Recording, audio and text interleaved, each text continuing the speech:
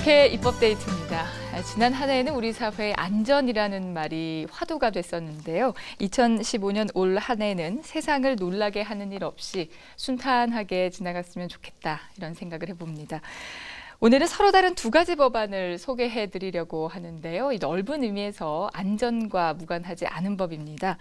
아동 청소년의 성보호에 관한 법률 개정안과 기후변화 건강관리기본 법안입니다. 대표 발의하신 새누리당 민현주 의원 나오셨습니다. 의원님 안녕하세요. 안녕하세요. 네, 먼저 새해 복 많이 받으세요. 새해 복 많이 받으세요. 감사합니다. 의원님께서 최근에 새누리당 보수혁신특별위원회 활동하시면서 국회의원 특권 내려놓기와 관련한 법안을 제안하셨는데요. 그동안 이런 혁신 과제를 연구하면서 느낀 소감 한 말씀, 그리고 또 새해를 맞이하면서 또 소감 한 말씀 부탁드립니다. 유명한 말이 있습니다.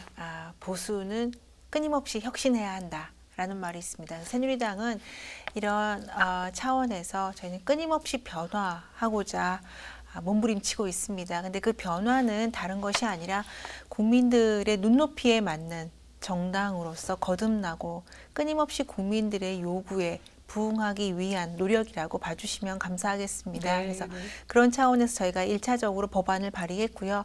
또 새로운 안들이 나오는 대로 입법 과정을 갖다 거칠 계획입니다. 네, 새해 맞이하면서 시청자분들께 소감 한 말씀 드릴게요. 우선 양띠해입니다. 새해 복 많이 받으시고요. 그리고 올 한 해는 양이 푸근하지 않습니까? 그렇죠. 폭신하고 푸근하죠. 항상 보고 있으면 따뜻하고요. 그래서 여러분들의 한 해도 양의 해에 맞아서 더욱 따뜻한 한 해가 되기를 바라겠습니다. 새해 복 많이 받으세요. 네. 자, 이제 얘기를 한번 들어보도록 하겠습니다. 이번에 그 아동 청소년 성보호에 관한 법 대표 발의하셨는데요. 이 개정안 발의하시게 된 취지 좀 말씀해 주세요. 우선은 저희가 사실 예상치 못한, 전혀 상상하지 못한 일이 교육 현장에서 일어나고 있는 것을 우연치 않게 알게 됐습니다. 그것이 무엇이냐면 아동들을 대상으로 한, 청소년들을 대상으로 한 성범죄를 저지른 경우, 또는 아동이나 청소년이 아닐지라도 여성을 대상으로 한 성범죄를 저지른 경력이 있는 교사들이 실제 학생들을 가르치고 있다는 것입니다. 그런가요? 상식적으로 모든 국민들께서 이 안이 나왔을 때 매우 놀라셨다고 들었습니다. 그러니까 저희가 상식적으로 받아들일 수 없는 상황인 것이죠. 그래서 이런 것들이 왜 반복되는지를 봤더니 현행 제도에 허점이 있는 것이었습니다. 시스템이 충분하게 저희 아동과 청소년들을 성범죄 경력이 있는 교사들로부터 보호하지 못하고 있다는 점을 저희가 알고 이제 이걸 갖다가 이 맹점을 보완하기 위해서, 사각지대를 보완하기 위해서 법을, 개정안을 내게 되었습니다. 아니 어떻게 근데 성범죄를 저지른 사람들이 계속해서 또 교단에 설 수 있었는지 궁금한데 어떻게 그럴 수 있나요? 우선 성범죄를 저지른 경우에는 실형을 받지 않으면 사실 그러니까 가장 큰 문제는 솜방망이 처벌의 문제입니다. 제가 간단하게 몇 가지만 이제 말씀을 드리면 2014년도 6월 말 기준으로 해서 지난 5년간 성범죄를 저지른 경험이 있는 사람이 240명입니다. 교사 중에. 꽤 근데 많네요. 그 중에서 116명이 여전히 교단에서 아이들을 가르치고 있었고요. 왜 그런가를 봤더니 방금 말씀드린 대로 솜방망이 처벌 때문이었습니다. 그러니까 징계를 받거나 아니면 감봉 조치를 받는 경우가 대부분이었습니다. 아예 퇴출되는 것이 아니라? 그렇죠. 실형을 받지 않으면 여전히 교단에 남아서 아이들을 가르칠 수 있는 현행 제도의 맹점이 있었습니다. 이로 인해서 어쩔 수 없이 이 교사들은 직을 유지할 수 있었고 또 아이들은, 보호를 받아야 되는 아이들은 이런 상황을 모른 채 그런 교사들로부터 계속 교육을 받고 있는 것이죠.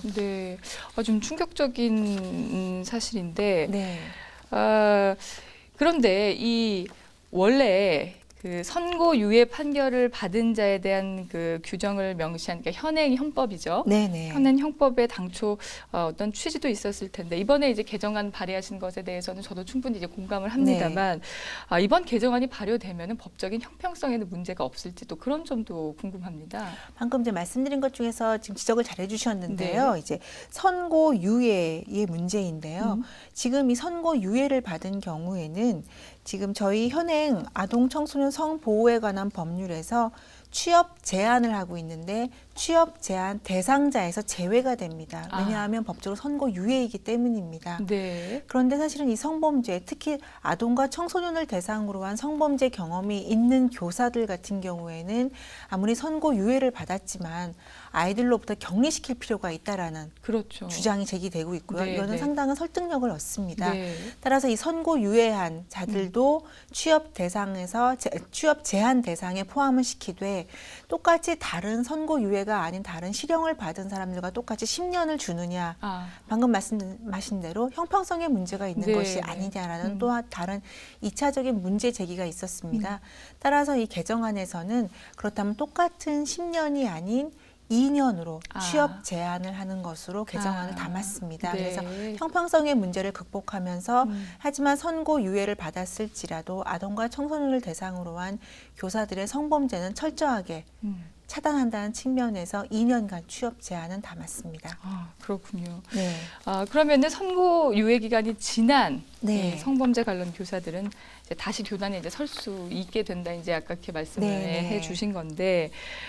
제 생각에는 이제 한 번이라도 네. 성범죄 경력이 있는 교사라면은 저는 당연히 퇴출돼 마땅하다 네, 이런 네. 생각이 들거든요. 네. 예, 그래서 이번 그 개정안이 뭐 반드시 저는 통과가 돼야 된다 뭐 이런 생각도 드는데. 네, 네. 그러니까 일부 국민적 네. 정서에 따르면 네. 지금 말씀해주신 대로 네. 단 한 번이라도 경중을 떠나서 제한해야 되는, 금지해야 되는 거 아니냐, 네. 말씀하신 퇴출해야 되는 거 아니냐라는 국민 정서가 있는 것도 사실입니다.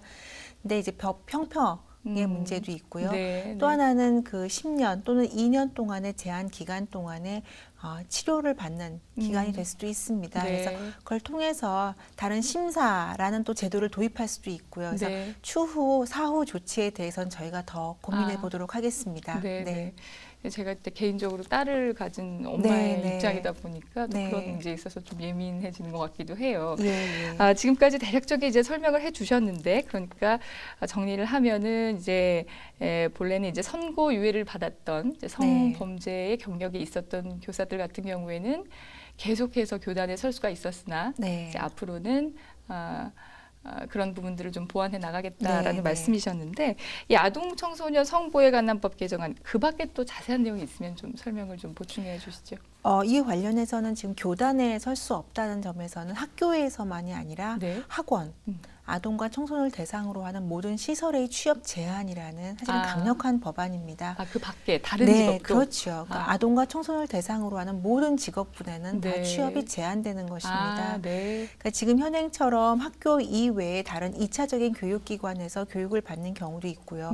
청소년 활동을 하는 경우도 많습니다. 체육시설도 있고요. 네. 그래서 이런 전면적으로 아동과 청소년을 대상으로 하는 기관의 취업을 제한하는 것이기 때문에 네. 학부모님들께서는 좀 안심하셔도 좋을 것 같고요. 네. 말씀하신 대로 최근에 아동 청소년을 대상으로 한 성범죄는 여아를 만난 문제는 아닙니다. 그런가요? 최근에 점점 우리나라뿐 아니라 서구 선진국에서도 또 서구 선진국과 그 다른 기타 국가들에서도 나오는 문제는 네.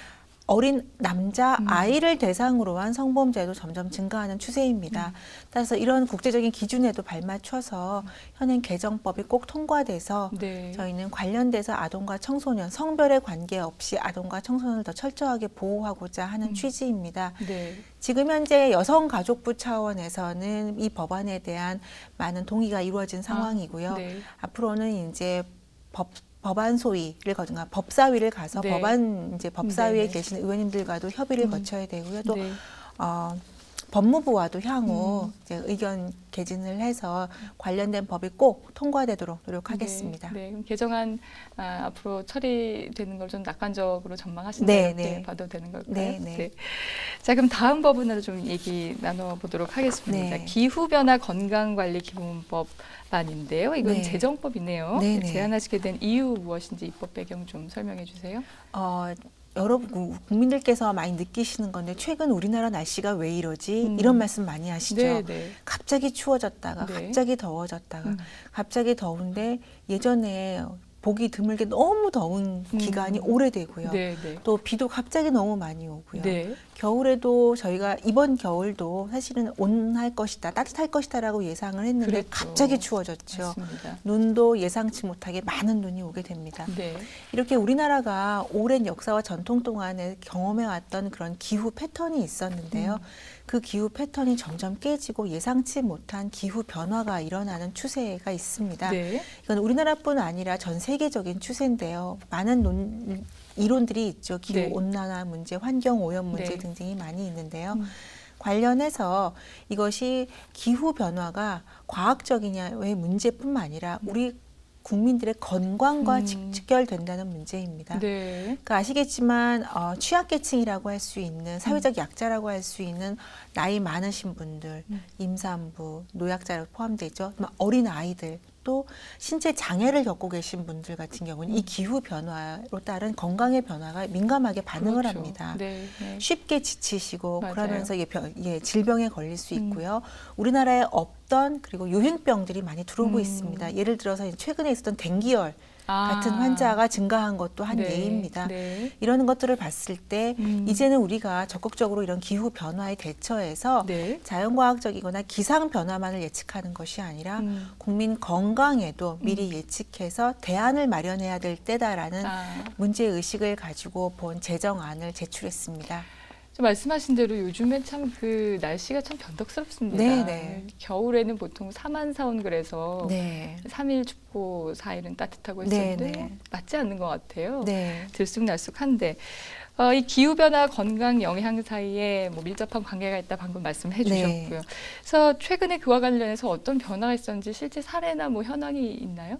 제가 좀 보고 말씀을 드리면요. 네. 방금 말씀드린 대로 이제 기온이 상승하면 폭염이라고 얘기하죠. 네.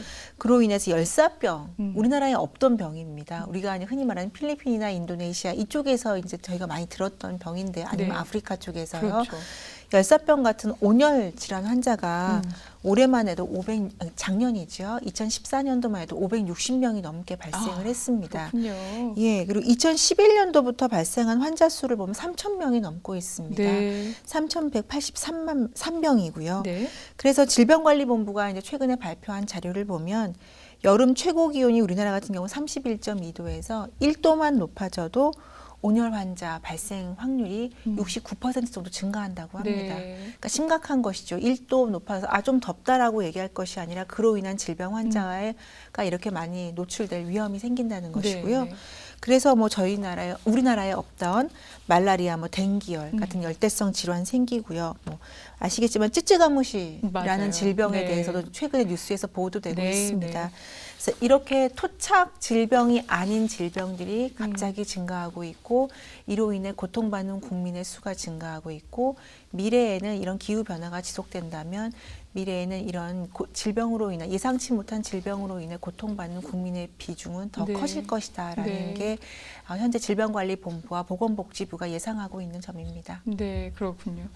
특히 이제 노약자라든지 또 네. 생활이 이제 어려운 네, 분들 네. 같은 경우에는 또 기후 변화와 건강에 아주 밀접하게 그럼요. 예. 영향을 받게 되거든요. 네.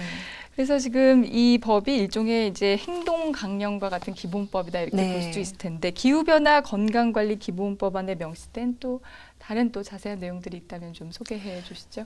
일단 기후변화 관련돼서는 환경부가 총괄을 하고 있습니다. 네. 기후변화에 따른 다른 뭐 기상의 문제, 환경의 문제는 환경부가 총괄을 하고 있는데요. 네.